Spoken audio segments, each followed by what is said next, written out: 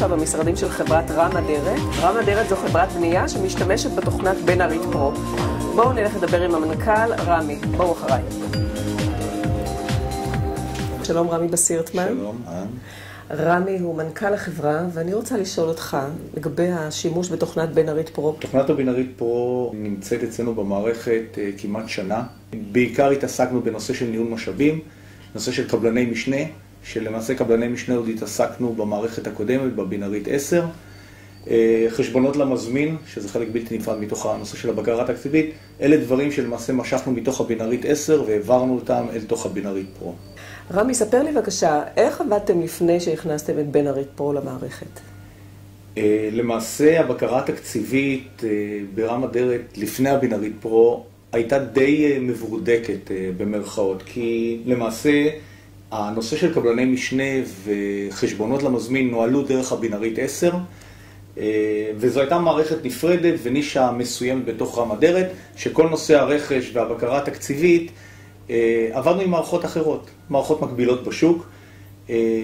מאוד הפריע לנו ששתי המערכות לא דיברו ביניהם, ומפה התחילה למעשה אצלנו הדרישה לבן ארית פרו.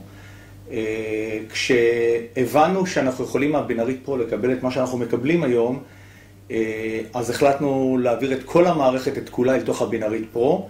בשלב הזה, כמו שאמרתי, אנחנו כרגע נכנסנו לתחום התמחור, מה שקודם בכלל לא התעסקנו בו. דרך אגב, גם במערכות הקודמות תמחור לא ביצענו בעזרת אותן מערכות. נושא הניהול משאבים עשינו במערכות הקודמות, והיום זה בתוך הבן ארית פרו. מה היו הציפיות שלך מתוכנת בן ארית פרו? כשהמערכות לא דיברו באותה שפה, היה לנו קשה מאוד לנתח את הנתונים הכספיים בפרויקטים. והיום כשהכל יושב תחת סל אחד, אנחנו יודעים לדעת לחבר בין המערכות הרבה יותר טוב. זאת אומרת, בין הרכש, ניהול המשאבים, בין קבלני המשנה, בין החשבונות למזמין, הדברים הם הרבה יותר ברורים לנו. וזו למעשה היתרון הגדול שלנו בתוך המערכת הזו. ניסיתם פתרונות אחרים שלא עבדו עבורכם?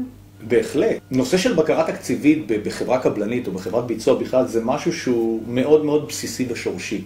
זאת אומרת, חברה קבלנית שמתנהלת ללא בקרה תקציבית, כנראה שאין לה גם זכות קיום. עבדנו לפניכם עם תוכנות אחרות. עכשיו, כשהוצאנו חשבונות למזמין דרך הבן ארית וביצענו בקרה תקציבית עם מערכות אחרות, העסק לא דיבר לנו ביחד. ברגע שחיברנו את כל המערכת הזו ביחד, חשבונות למזמין, כמו שאמרתי, קבלני משנה, ניהול משאבים, העסק הזה התממשק לנו ביחד ועבד לנו ביחד. זאת אומרת, אתם רואים בבן ארית פרו תוכנה שתעשה לכם שפה משותפת בין כל הגורמים במערכת. בדיוק. כל הגורמים הנוגעים בבקרה תקציבית. רמי, מה אתה יכול להגיד לנו על התוצאות שהשגתם עד עכשיו בעקבות השימוש בתוכנת בן ארית פרו? אני חושב שגולת הכותרת היא קודם כל בנושא תקציב הפרויקט. זאת אומרת, היום כנגזרת מתוך התמחור בפרויקט, מה שלא היה לנו קודם, אנחנו יוצאים לעבודה, בתחילת עבודה עם תקציב מסודר, עם תקציב שיש בו סל מוצרים, סל רכישות עתידיות לפרויקט, יוצא עם מסגרת תקציבית לכל קבלני המשנה שאיתם אנחנו יכולים לעבוד. אני חושב שזו למעשה גולת הכותרת, גם אנחנו רואים את זה היום בשטח. זאת אומרת, היום אנחנו רואים מנהלי פרויקטים שמקבלים את התקציב ליד, שהוא הרבה יותר קריא והרבה יותר ברור להם.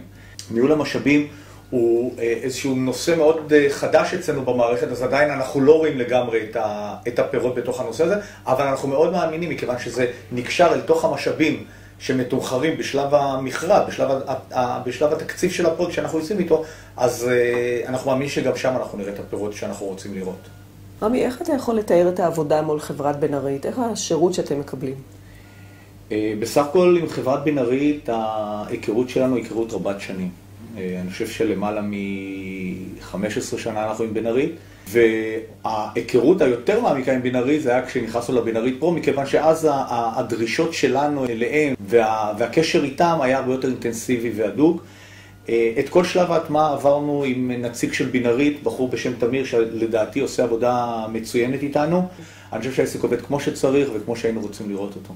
אנחנו בחרנו בבן ארית פרו, באמת מתוך, עשינו את בדיקה, מה השוק יודע להציע לנו, ובדקנו בצורה די מעמיקה את כל המערכות, את המערכות המקבילות, ויש מערכות מקבילות. ישנן חברות ניסו למכור לנו מוצרים מקבילים. מה שאנחנו מקבלים מבינארית זה בדיוק מה שאנחנו צריכים.